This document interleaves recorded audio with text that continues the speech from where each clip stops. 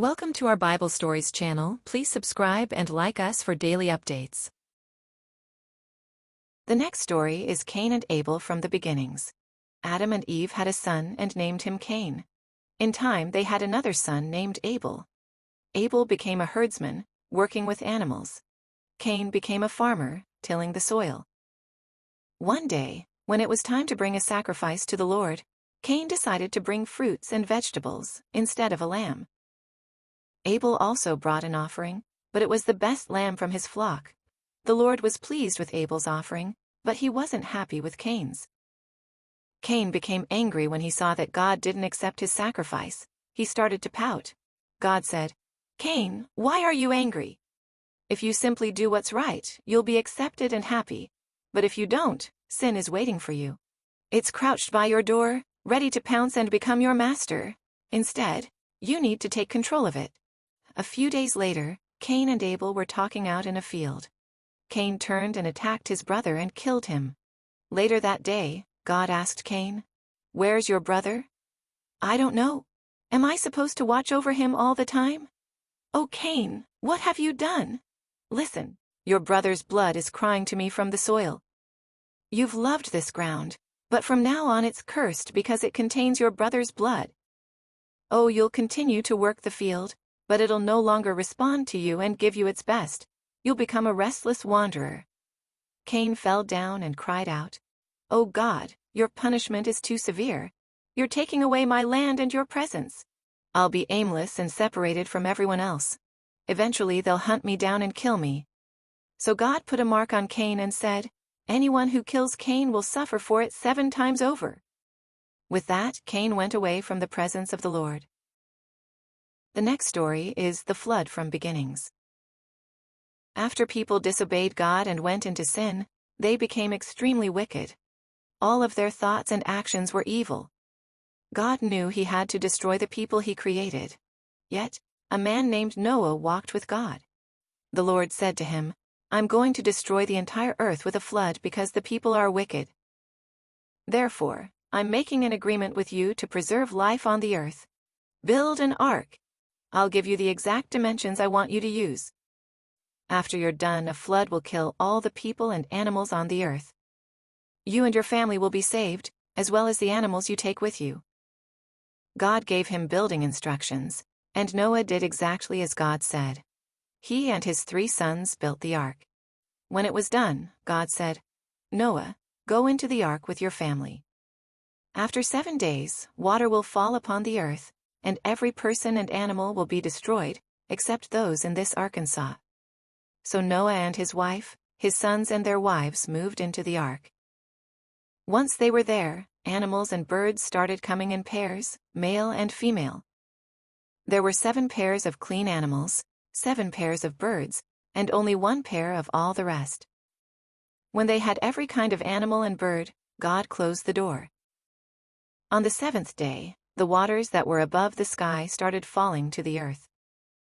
At the same time, the earth erupted, sending fountains of water shooting up from beneath the ground. Waters flowed down the hills and filled the valleys. Eventually, it covered the entire earth. All the people and animals were destroyed. Those same waters lifted Noah's ark above the destruction. The people, animals, and birds that were in the ark were safe while the whole earth was being destroyed. This deluge of water lasted 40 days and covered the entire world. And then, it stopped. Noah's ark floated on the water for 110 days after it stopped raining. There were winds that moved across the earth to dry it off. Finally, the ark landed on a mountain called Ararat. Noah waited for another 4 months and then opened the window to see what was on the earth. He sent out a raven, but it never came back. Next he sent out a dove, which flew around but couldn't find a place to nest. Soon she returned to the ark and Noah took her in. After 7 days he sent out the dove again. She came back that night, with an olive leaf in her beak. Noah then knew that plants were growing once again. He waited 7 more days and sent out the dove again. This time she didn't come back. A month later, Noah removed the hatch from the ark and saw that the earth was dry. God said, "Your family and the animals may leave the ark." Once they were out of the ark, Noah built an altar so they could worship God. The Lord smelled the sacrifice and said, "Never again will I destroy the earth with a flood. There will always be planting and harvest, hot and cold, summer and winter, day and night. From now on, animals will fear you, yet you are still responsible for them. You may now eat animals as well as plants. But you're not to kill people, because they are made in the image of God. You're to multiply and once again fill the earth with people." God said to Noah and his family, "Look into the clouds and see the rainbow. When I look at it and when you look at it, we'll remember this promise. A flood will never again destroy the entire earth. This is my promise to you." Next story is the world after the flood. After the flood, Noah planted a vineyard. In time he drank some of the wine from his harvest and got drunk. He went to his tent and fell asleep on the floor without any clothes on. His youngest son saw his father lying there, and went and told his brothers what he had seen. His brothers draped a coat between them and walked backwards into the tent, draping the coat over their father. When Noah woke up, he learned what had happened. So he put a curse on the family of his youngest son, and blessed the families of the other two. All three sons had large families with many children and grandchildren. Among all these people was a man named Nimrod. He became the first dictator.